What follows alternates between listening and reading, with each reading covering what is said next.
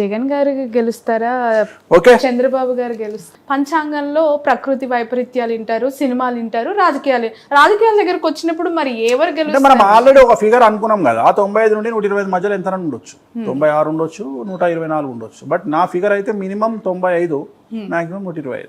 మీరు on record చెప్పారు last ఇంటర్వ్యూలో, ఎలక్షన్ అయినాక జగన్ గారు గెలుస్తారు అండ్ గెలిచిన తర్వాత మళ్ళీ ఇంటర్వ్యూ చేద్దాము అని చెప్పి. బట్ ఇందాక మీరు అన్నారు మేలో మళ్ళీ జాతకం మారుతుంది అని చెప్పి. మిథున రాశిది జగన్మోహన్ రెడ్డిది చాలా మంది దీన్ని ట్రోల్ చేస్తున్నారు యూట్యూబ్ లో కానీ ట్విట్టర్ లో కానీ.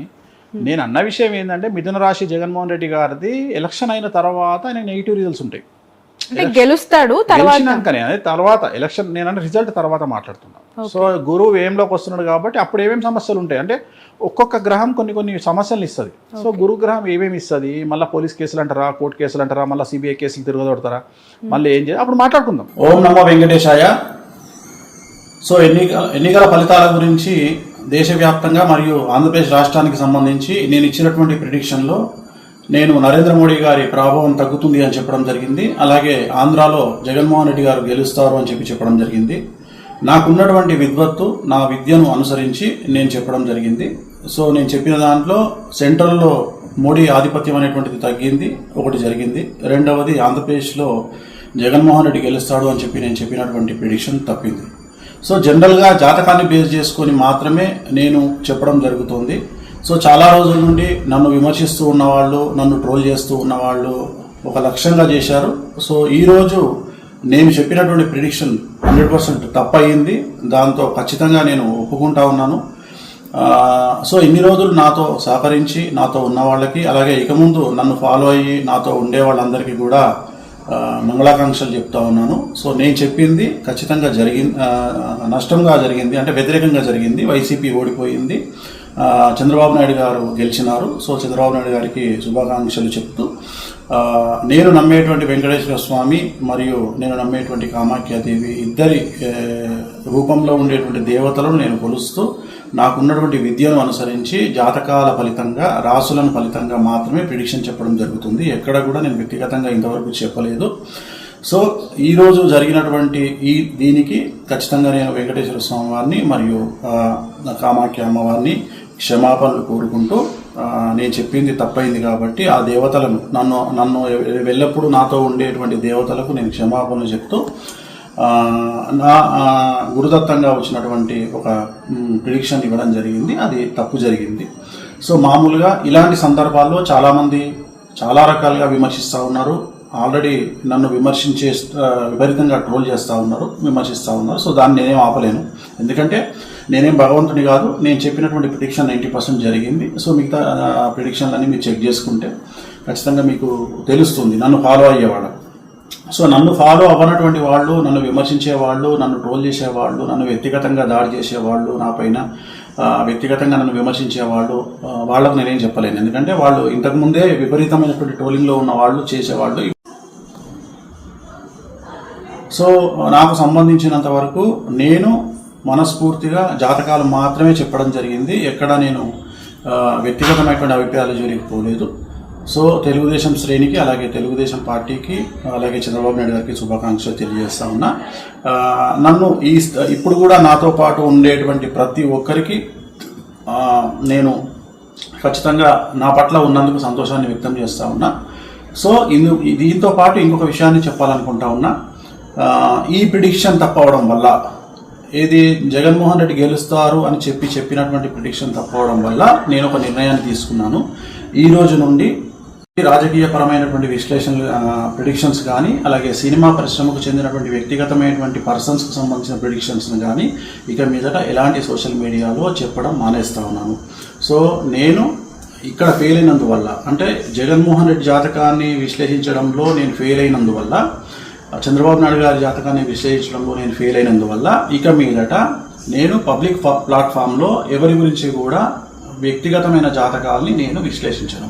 క్రికెట్కు సంబంధించి కానీ, అలాగే రాజకీయ నాయకులకు సంబంధించి కానీ, అలాగే సెలబ్రిటీలకు సంబంధించి కానీ ఎవరి గురించి కానీ వ్యక్తిగతమైనటువంటి జాతకాలు విశ్లేషించను అనేటువంటిది నేను నిర్ణయం తీసుకున్నాను.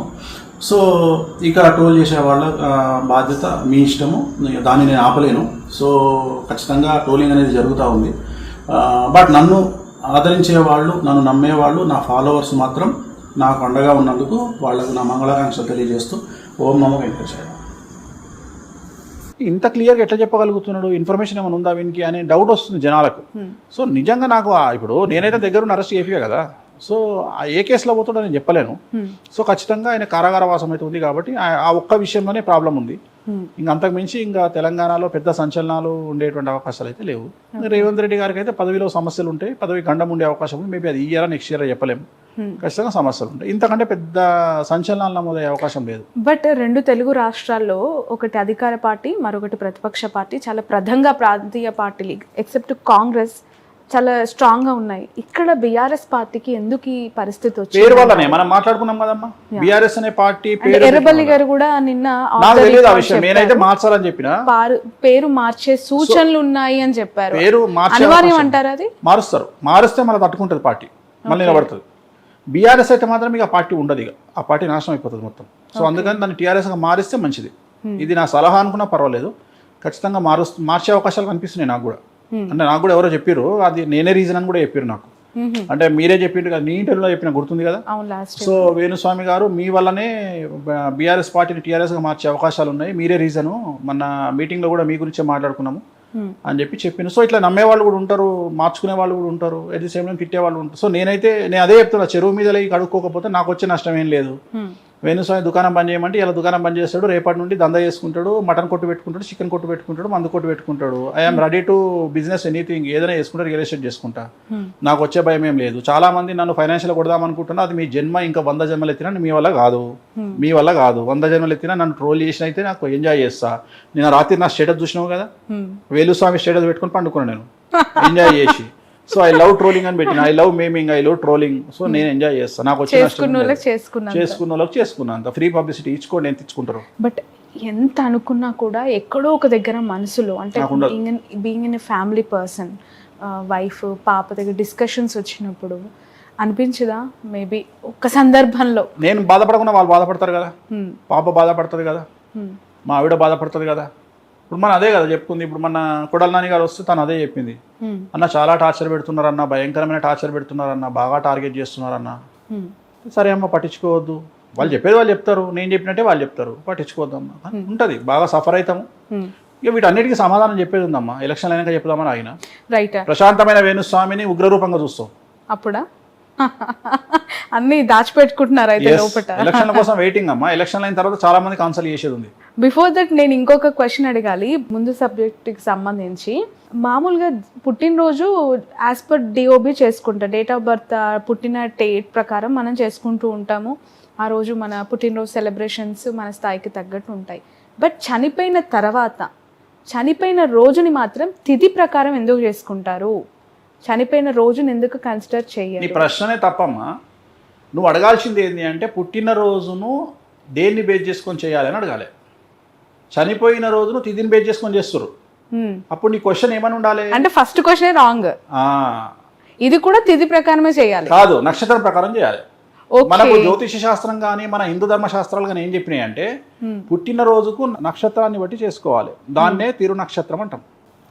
తిరు నక్షత్రం అంటే ఉదాహరణ, ఇప్పుడు నేను పుట్టిన నక్షత్రం ఒకటి ఉంది, ఆ నక్షత్రం ఏ రోజు ఉంటే ఆ రోజు నా పుట్టినరోజు చేసుకోవాలి. ఇప్పుడు ఉదాహరణ అబ్జర్వ్ చేస్తే కృష్ణాష్టమి అని చేస్తాం, కృష్ణాష్టమి చేస్తాం. కృష్ణాష్టమి ఎప్పుడు చేస్తాం? రోహిణి నక్షత్రం, జనరల్ గా రోహిణి నక్షత్రం. కొంతమంది అష్టమి రోజు చేస్తారు, కొంతమంది రోహిణి నక్షత్రం రోజు చేస్తారు. జనరల్ గా చనిపోయినటువంటి డేటు తిథిని బేస్ చేసుకొని చేస్తారు. ఆ తిథి కూడా మధ్యాహ్నం ఖచ్చితంగా 12:30-1 గంటకు ఉండాలి. అంటే సూర్యోదయానికి ఉండడం ప్రామాణికం కాదు ఇక్కడ. ఇప్పుడు ఉదాహరణ, ఒక వ్యక్తి త్రయోదశి నాడు చనిపోయింది అనుకుందాం. సపోజ్ త్రయోదశి నాడు చనిపోతే త్రయోదశి నాడు మధ్యాహ్నము ఆ రోజు త్రయోదశి ఉండాలి, ఉంటేనే తదినం పెట్టాలి, సంవత్సరికం పెట్టాలి. ఒకవేళ పొద్దున 6 గంటలకు పోతుంది అంటే ముందు రోజే పెట్టాలి. అంటే మధ్యాహ్నము పంతులు భోజనం చేసే టైంకు లేదా మనం భోజనం చేసే టైంకు ఆ తిథి ఉంటేనే ఆ రోజు తిథి పెట్టాలి. దాని పేరే తిథి. తిథి అని ఎందుకంటారు అంటే ఆ చనిపోయిన వాళ్ళ తిథిని బట్టి మనం బేస్ చేసుకుంటాం, నక్షత్రం సంబంధం లేదు ఇక్కడ. కానీ పుట్టినరోజుకు మాత్రం నక్షత్రం చూసుకోవాలి. ఏ నక్షత్రం రోజు అయితే మనం పుట్టినామో ఆ నక్షత్రానికే మనం ఖచ్చితంగా బర్త్డే చేసుకోవాలి. ఇది హిందూ ధర్మశాస్త్రంలో మనకు ఇచ్చినటువంటి శాస్త్ర ప్రామాణికం. కానీ అవన్నీ దొరకాయి కాబట్టి మనం డేట్ ఆఫ్ బర్త్ ప్రకారం చేసుకుంటున్నాం. అంతే, చాలా ఈజీ యాక్సెస్ అన్నట్టు మనకు. కానీ కొంతమంది పండుగల నాడు పుట్టినాడు మాత్రం ఖచ్చితంగా పండుగ నాడే చేసుకో. ఉదాహరణ వినాయక చవితి నాడు పుట్టిన డేట్ చూసుకోరు, వాళ్ళు వినాయక చవితి రోజే వాళ్ళ బర్త్డే. ఓకే, అట్లా వెరైటీ ఉంటుంది. కొంతమంది పండుగలు తప్పదు కదా ఇక వాళ్ళకి. ఎందుకంటే వినాయక చవితి ముఖ్యమా, వాళ్ళకు డేట్ ముఖ్యమా అంటే వాళ్ళు వినాయక చవితి ముఖ్యం అనుకుంటారు. ఎందుకంటే వాళ్ళ ఫెస్టివల్ ఇంకో ఫెస్టివల్ కలిసి వస్తుంది కాబట్టి, రెండు కలిపి వస్తున్నాయి కాబట్టి అట్లా చేసుకుంటారు. రైట్. గత ఇంటర్వ్యూలో finally to conclude, Pawan Kalyan and TDP party రెండు మాత్రమే అలయన్స్ ఉన్నాయి ఏపీ విషయానికి వస్తే. ఇప్పుడు బీజేపీ కూడా అక్కడ జత కట్టింది.